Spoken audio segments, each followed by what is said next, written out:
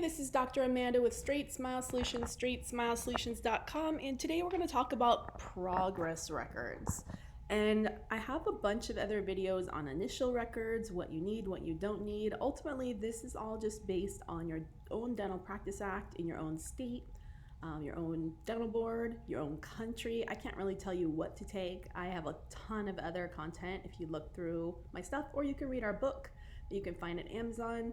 Go to my website, StraightSmileSolutions.com. I've got hundreds of blogs, all about that. But we're not talking about that. We're talking about progress records. And one of the coolest, best, most useful sources for this was actually the AAOIC. And I know maybe as a general or a pediatric dentist, you maybe don't have that much access to them.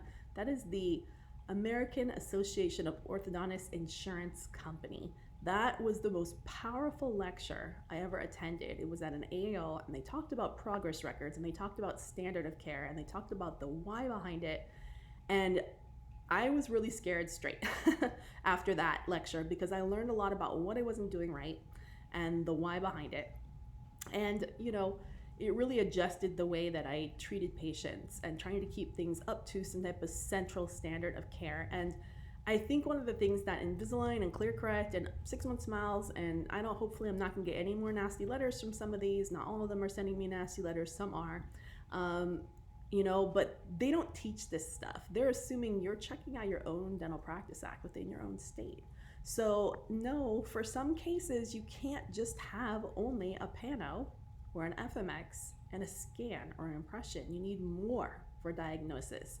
It's not standard of care. And for some patients, especially for more complicated cases, you may need to take progress records.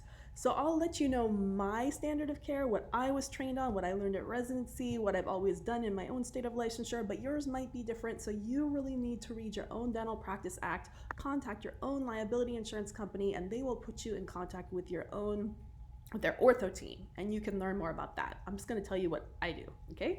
So for me, I take progress photos all the time, like all the time. You know, you're gonna take your initial records, you're gonna have your final records. Of course, that's standard of care, right? But I'm gonna take progress photos almost every appointment or every few appointments. And you know what, even better, if you're using virtual resources, and I have a bazillion videos about that, you don't have to take them because your patients are taking them for you. Whether you're using dental monitoring, you're using SmileStop, you're using GP ortho tracking, you're using, Align Arch, Ortho Align. Goodness, I have another video just right behind this on that. But let the patients take it for you, right? That's easy. But beyond the photos, a panoramic x-ray or a pano is standard of care if your case goes more than 12 months. And maybe even more if you're doing all kind of funky stuff, extractions, uprighting teeth, getting ready for an implant, you're gonna need maybe more than that. So it just blows my mind how many dentists have no idea about this. They have these cases that go on 2, 3, 4, 5 years, Invisalign cases, and they have never taken a progress x-ray. And I'm like, whoa, do you know how many things that could go wrong?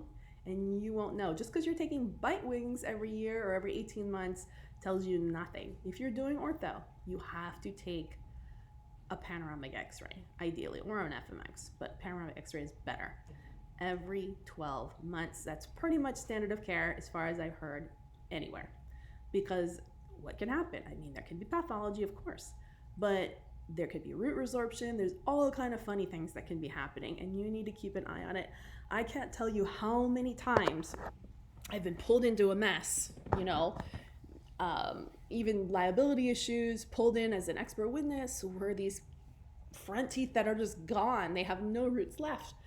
These Invisalign cases, and yes, it happens in Invisalign. Don't let them tell you otherwise, because I've seen it. It happens more in braces, but it happens in Invisalign too if it goes on too long, too many refinements.